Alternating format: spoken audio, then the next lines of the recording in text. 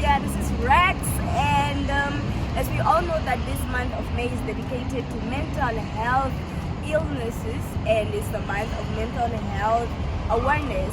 So we all know that mental health also have a part to play in social evils, be it crime, rape, and so today we are gonna do live on the street, and today we are at the regional headquarters of Commerce Region, and I'm gonna take you through. Okay. So here we are with Warrant Officer Shipandeni, and he's gonna basically just go through and give us the observation over the years. So he has basically been in the law industry for quite a few years, and he knows much about it. So Warrant, can you give us your view on this issue? Yes, thank you for giving me the opportunity once again. What I can tell you about this whole issue is that when it comes to street kids, it's becoming a common issue now because they are becoming too many, of which is also a concern for us, law enforcement. But one thing that you need to understand also about street kids is that it's not all the kids that we see in the street that are homeless. Nowadays we have realized, and by experience, that street kids, it becomes a peer pressure issue, of which there are kids who are starving at home, and then they feel the street is the better place for them to live and for them to get food, to eat, and even have a good life. So that's what I'm saying. It's a peer pressure thing. And another thing is that the street kids that you see around Windhoek, for example, it's not always that those that you will find at whatever place you will find them anywhere else where you find other street kids, because it's a competition also, and it's a territorial thing. Kids, these street kids, they have their only place where they can be roaming around, but they cannot overstep to other boundaries. And that is also now shows you that it's no more an issue of us, we regard the street kids, but it's a thing of territorial setup and peer pressure. They come, they are in numbers because they feel the street is much better than home. So the issue of parenting. So now that we're focusing on mental health, do you think that mental health also have, I think, like a role to play in this whole situation? Yeah, well, it's a good question, but I can't say it has an impact. Mental health is also having a role to play here, but we cannot ignore that these kids that are in the street, obviously, the issue of mental health with them, definitely, that should be a concern. That should be a concern. So obviously, one cannot be in the street suffering from the cold, doing what, all those, how would I say, effects on them. They have to impact on their mental health issues. Okay, so what are some of the serious problems that juveniles entering the criminal justice system bring along? One thing that you need to understand, like I said, it's becoming a concern to us as law enforcement now that the group of these street kids is becoming too many, that at the point, we know those ones that grow up in the street, we know them. So you basically know them already now? Yes, we know them from their young age until now. So they have been troublesome ever since. So. Exactly, but suddenly you see these ones that you've never seen before, but they are elder people, kind of not young as others that we saw from the onset, but these are adults in the street, and that's where we are saying it's not more a thing of street, it's a thing of competition to say, and peer pressure to say, well, street is better, because I see others who are there, my friends or whoever that I know is there, but is living better. Now, one of the challenges that we bring along, those that are in conflict with the law, is that obviously they end up stealing or breaking into other people's residence. You will find them because these people sleep under the bridges, or they sleep at a certain near-res residence. And then at the end of the day, you will hear that that house was broken into, and most of these individuals or these residents, they are pointing to street kids because these are the kids that are staying or living next to their residence. At the bridge, for example, which is near a certain residence, and that residence can be broken into. The other thing is that we also in Windhoek we have empty houses, and these are one of their hiding spots, if I have to say, or these are one of their umbrella on top of their head that they go and overnight there, and then at the end of the day, those houses are also near the houses where people are living, and you hear these people are complaining that someone was robbed here or our house was broken into, and the first person that they pointed, street kids. So what does the police do to help these kids? So there can be sometimes police patrols, and you hear that no, some kids, street kids were picked up from where they were arrested, they were telling the police. What do you do to these kids when you bring them here? So like, to help them. What do you do like to help them? Well, the help that we offer, like you know, as we are law enforcement, we are law enforcement, and law enforcement, we only deal with people that are in conflict with the law, or at least to create awareness when it comes to any law-related issue of what the police prefer or what you should behave, how you should behave. But as far as the street kids are concerned, we don't just go and pick them from the street and say, come and sleep here or anything like that. But if they happen to find themselves in conflict with the law, definitely we arrest them like any other citizen. We arrest them. If they are underage, we try to find out if there is any parents of these kids somewhere. We have to locate them.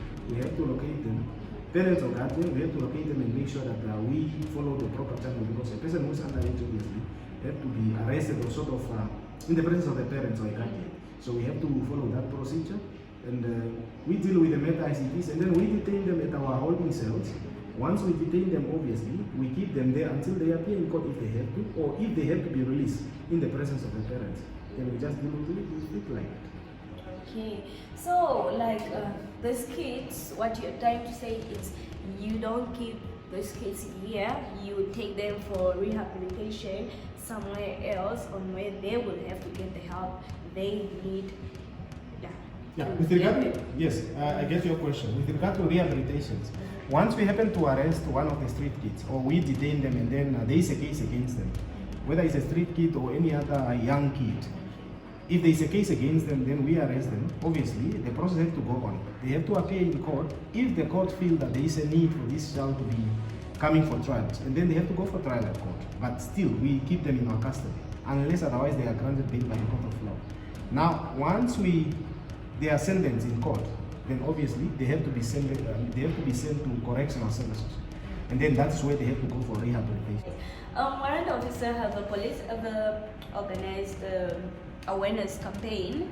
Is it like to inform or try to educate the young ones on how to stay out of trouble with the law, on how to just help them be the different people, you know, like to stay away from all the troubles and everything? Have you ever tried something like that?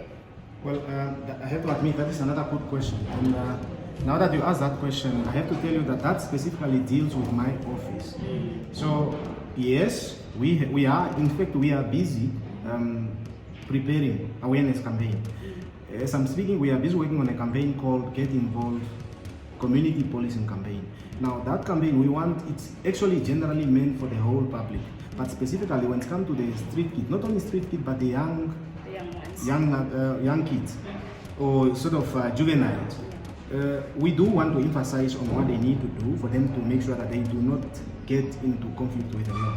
Now, another thing is that having taken over office, I have came across an organization called the Salvation Army.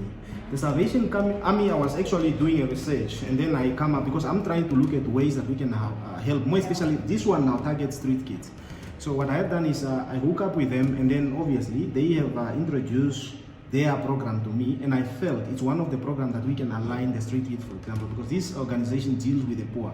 And then I believe if we can align our activity towards helping the street kids to get them out of the street, for them not to be for the situation not to get out of control, then we also in a way prevent crimes, because it's better to cut it while it's still fresh, the young ones, to deal with juveniles, for them not to get involved in any conflict with the law, rather than go and fight the crime while it's already happening. So I think if we take care of them, street kids out of the street, and then we can also rescue our situation as far as crime is concerned in our society.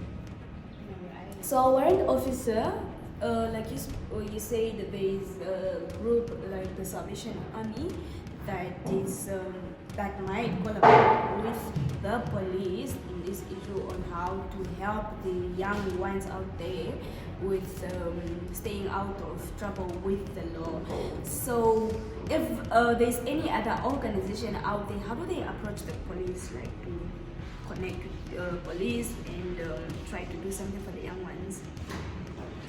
Thank you.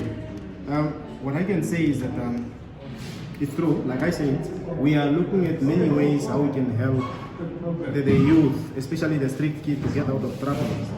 That is to get out of the street, of course, for them not to be in trouble with the law or in conflict with the law. Now, in that regard, like I said, I brought the Salvation Army, and their idea to me really fits in a collaboration where we can work on the achievement, and the achievement is to make sure that we take the street kids out of the street. They look after the poor, but from our side as the police, we make sure that these kids do not get involved in any conflict with the law. Because, now, yes? Because then also you will find the maybe charity organizations out there helping the kids, like maybe feeding them and stuff like that. But then still, once they feed them, clothe them, this same kids still go out on the streets doing again other things, robbing people. Maybe they just get fed twice or once in a week, and they still have to go out there and find themselves robbing people just to survive again for another day. So, yeah. Yes. So my advice to that, to any organization out there which is looking after street kids, for example, is that please, whenever they do it, they need to liaise with the police. Yeah. They need to engage the police. Tell you what, if, for example, you are feeding this street kid somewhere, and you happen to inform the police, in advance, of course, the police will prepare an awareness of it. They can come and tell kids while they are being fed. It's always good when you are telling someone on a full stomach, not on an empty stomach. Because at the end of the day, if it's an empty stomach, they might not follow what you are telling them. But if you are feeding them somewhere, inform the police that you are going to have that program where you are going to feed them, so that us, we can also come in and create awareness, so that we fight together. You are trying to take care of them, their stomach, so that they cannot go and steal to eat. At least you are feeding them. And then we give the message to them that the good side about you is that stay out of trouble, stay where you are, don't steal someone's property, don't stab anybody, don't steal any person's whatever property. That's very important to us. So yes, you heard that from warrant officer. Yes, what we can tell you is take care of your mental health and stay out of trouble. You know, it's not easy out there, but just know that you're not alone. We are in this together. Just try by all means to stay out of trouble. As far as mental health is concerned, I think it's very important that all of us we take good care of our health, not only mental but health, because the moment you take care of your health, you are also looking after your mental health. But more importantly is that we do not get involved into many trouble, because the moment you're involved into trouble, then you are disturbing your mind, and that affects your health, mental health, very important. So we need to look after each other spiritually, health-wise. If you get something to eat, please appreciate and don't go and steal, because the moment you go and steal, you'll be arrested, and definitely it will affect your mental health. Thank you.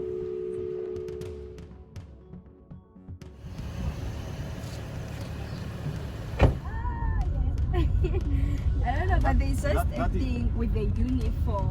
But that is now the gap that we want to close. We do not want the public member to be scared of the police. We are in this together, because the moment you are scared of police, meaning you are distancing yourself from the police. And then you are allowing a gap between yourself and myself as a police officer.